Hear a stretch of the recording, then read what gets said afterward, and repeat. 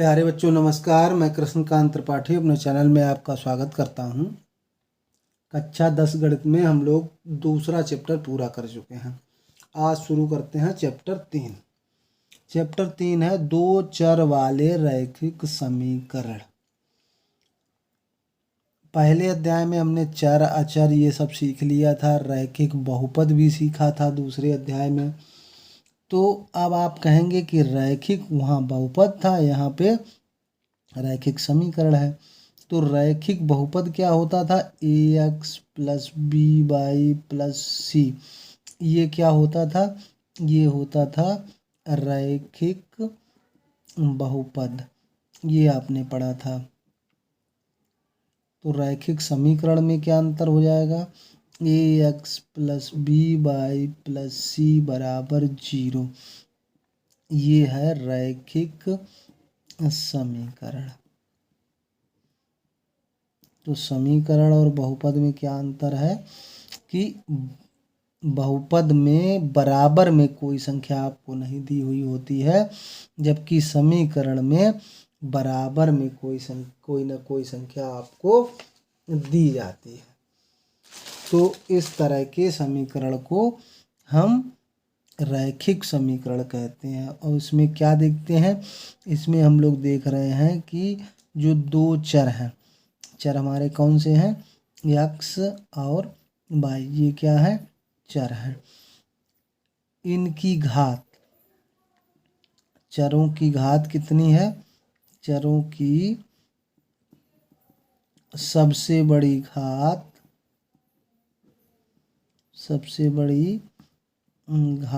कितनी है? 1। इसलिए ये रैखिक बहुपद कहलाते हैं, रैखिक समीकरण कहलाते हैं, सॉरी। तो रैखिक समीकरण और चर कितना है इसमें? 2 है। तो ये हो गया रैखिक समीकरण। आई होप आप समझ गए होंगे कि रैखिक समीकरण क्या होता है। जैसे हमने लिखा 2x प्लस 3y बराबर 5, 3x प्लस 4y बराबर 20। तो देखो इनमें जो है बराबर में कोई ना कोई संख्या आ रही है। अगर इसको इधर ले जाएंगे तो बराबर 0 आ जाएगा। अगर अचर पद उस तरफ हो तो बराबर में 0 होना चाहिए, जबकि बहुपद में अचर पद साथ होने पर भी कोई बराबर में संख्या नहीं है। तो ये एक्स वाई में क्या है? रैखिक समीकरण है। दो चरों में रैखिक समीकरण है। अब चर आपका कोई भी हो सकता है। मान लो s plus 3t equal to 18, ऐसे बता दिया। तो चर की जगह पे कोई भी अक्षर आ सकता है।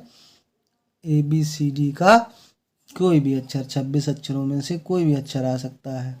तो इस तरह से ये रैखिक समीकरण हो गए, जिनमें जो चर होगा वो सबसे बड़ी घात उसकी कितनी होगी? 1 होगी, और दो चरों में होगा। अब यहाँ पे रैखिक समीकरण युग्म, रैखिक समीकरण युग्म को हल करना भी आपको इस अध्याय में सीखना होगा। तो रैखिक समीकरण युग्म, रैखिक समीकरण व्यापक हमने ax माना था, 2 मान्य हैं तो क्या मान लेते हैं? a1x b1y प्लस c1 बराबर 0 और a2x plus b2y plus c2 बराबर 0। तो दो चरों में ये हो गए रैखिक समीकरण युग्म।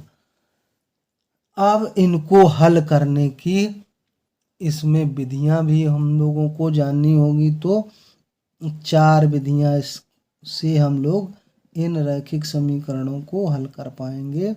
नंबर 1 होगी ग्राफी विधि, नंबर 2 प्रतिस्थापन विधि, नंबर 3 विलोपन विधि,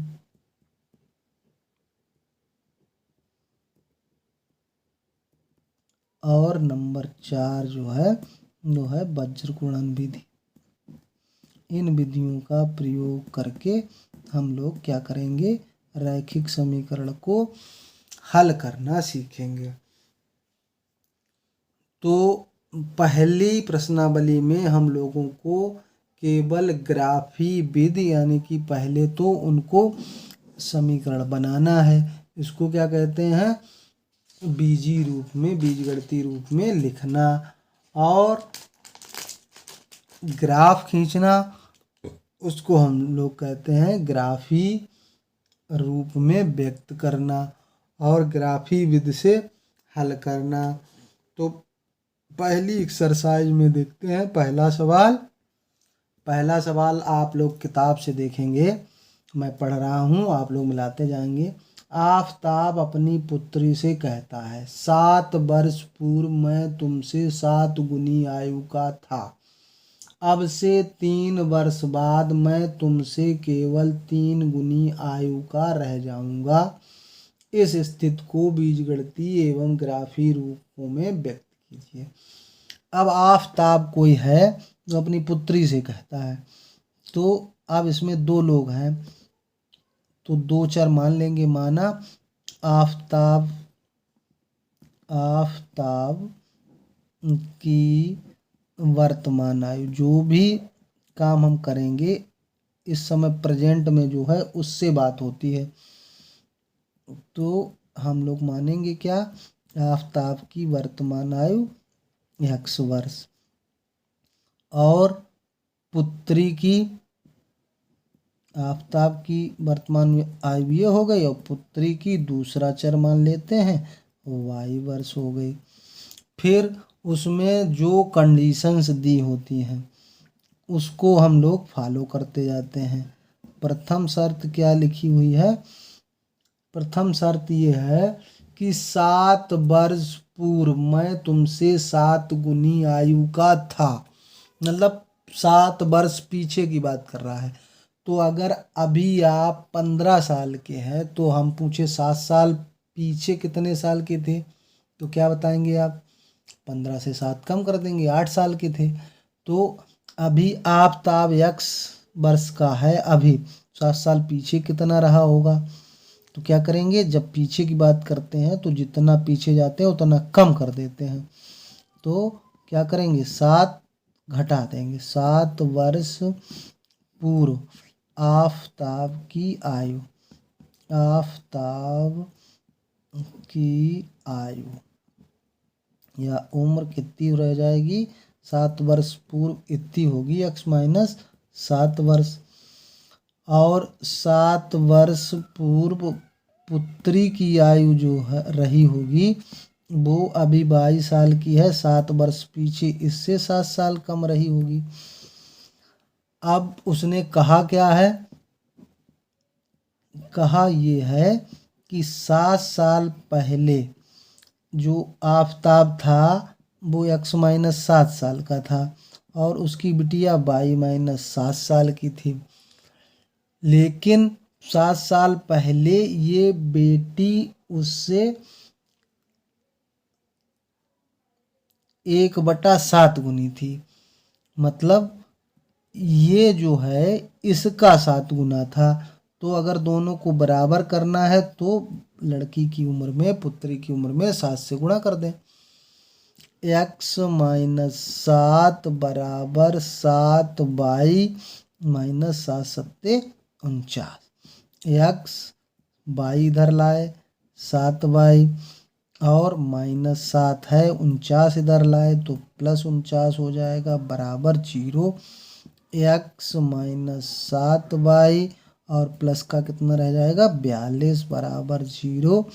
ये जो पहली बात उसने कही थी उसको हमने बीजगणितीय रूप में लिखा है, ये हमने पहली बात को लिखा। अब दूसरी कंडीशन क्या है उसकी, दूसरी शर्त जो सवाल में दी गई है कि अब से 3 वर्ष बाद, अब से मतलब प्रेजेंट से, वर्तमान से, तो अब अगर आप अभी 15 साल के हैं तो 3 वर्ष बाद कितने के हो जाएंगे 18 साल के, तो क्या किया आपने 15 में 3 जोड़ दिए, तो अभी आफताब x का है 3 वर्ष बाद लिखेंगे, बाद आफताब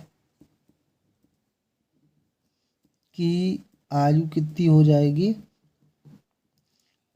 वर्तमान में x साल का है, 3 वर्ष बाद x+3 हो जाएगी। 3 वर्ष बाद पुत्री की आयु क्या हो जाएगी, वो 22 साल की है अभी, और तो 3 और जुड़ जाएंगे। फिर अब वो कोई कंडीशन बता रहा है कि मेरी उम्र जो है आफ्ताब की x+3 है और बिटिया की उसकी y+3 है, तब वह केवल 3 गुना रह जाएगा। यानी कि अगर इनको बराबर करें तो इसमें 3 का गुणा कर दें तब दोनों बराबर हो जाएंगे।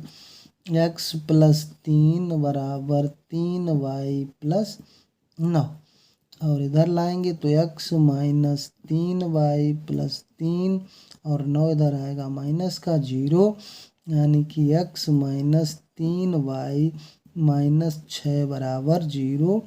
ये बन गया समीकरण। तो पहला और दूसरा जो हमारा समीकरण, ये पहला युग्म, ये दूसरा पहला समीकरण, ये दूसरा युग्म, दोनों युग्म बन गए समीकरण के। अब इनको ग्राफी रूप में हल करना है। तो पहले समीकरण एक इधर मैं लिख लेता हूँ और इधर समीकरण 2, इनसे आपको बताता हूँ कैसे इनको मान निकालते हैं हम लोग। समीकरण 1 हमारा है x-7y+42 बराबर 0। इसमें y का मान कुछ रख दें, x का मान निकाल लें, या x का मान कुछ रख दें, y का मान निकाल लें। मान लो हमने x बराबर 0 रख दिया, x बराबर 0 पर 0 रख देंगे, -7y हो जाएगा +42, ये भी बराबर 0।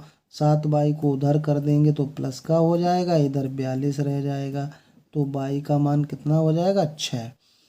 अब एक बार y का मान 0 रख दें तो y का मान 0 में गुणा करेंगे तो x बराबर कितना आ जाएगा, x + 42 रह जाएगा, यानी कि x बराबर आ जाएगा -42। अब दूसरा समीकरण हमारा है x-3y-6 बराबर 0।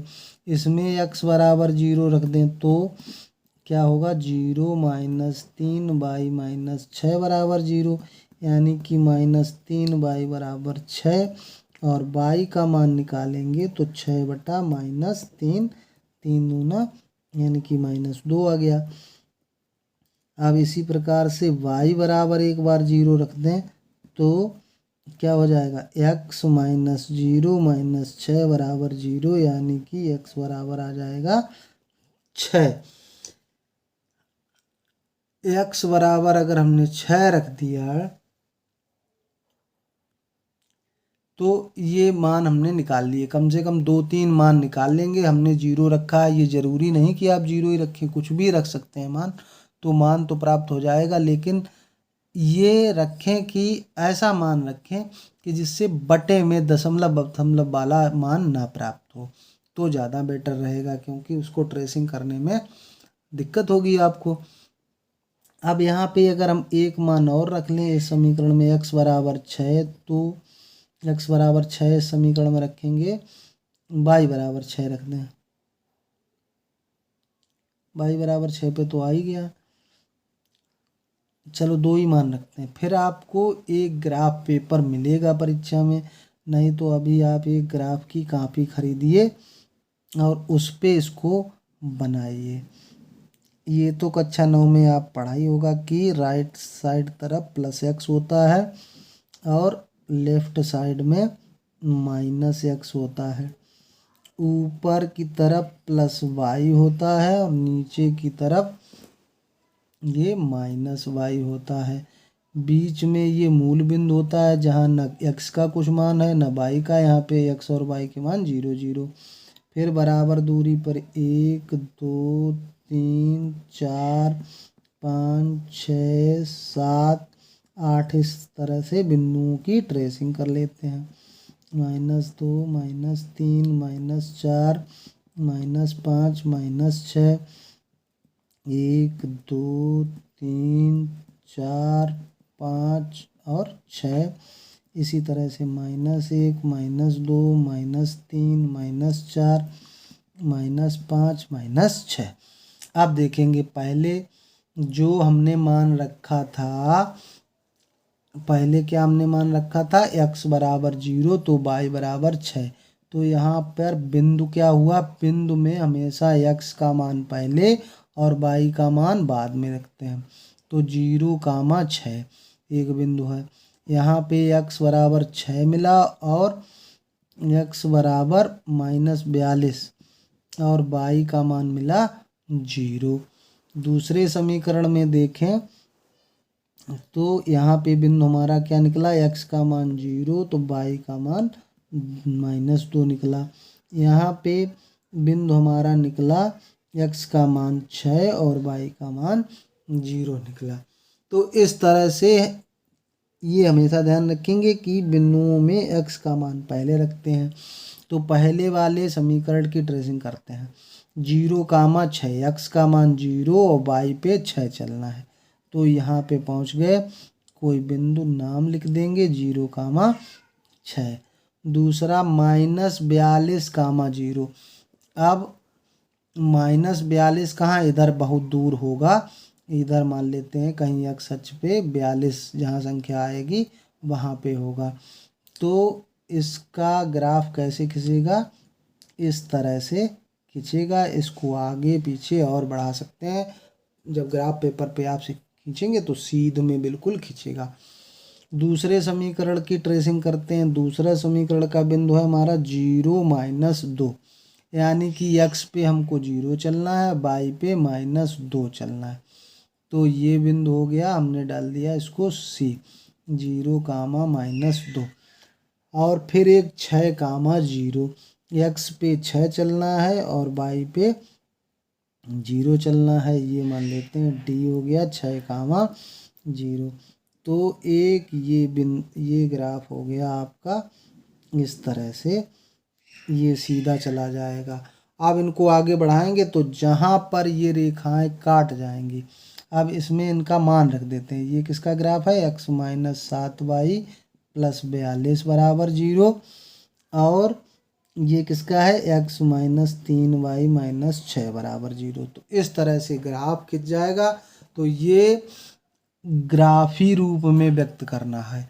आगे आपको ग्राफी रूप से हल करना पड़ेगा। तो उसके लिए क्या होगा, जहाँ पे ये दोनों रेखाएं काट जाएंगी वो बिंदु जो होगा वही उनका x और y का जो मान होगा वही इन बिंदुओं का, यानी कि इन समीकरणों का हल होगा। तो आगे वो जब आएगा तब देखेंगे। तो आई होप आपको ग्राफ खींचना आ गया होगा। धन्यवाद। आगे के सवाल अगले वीडियो।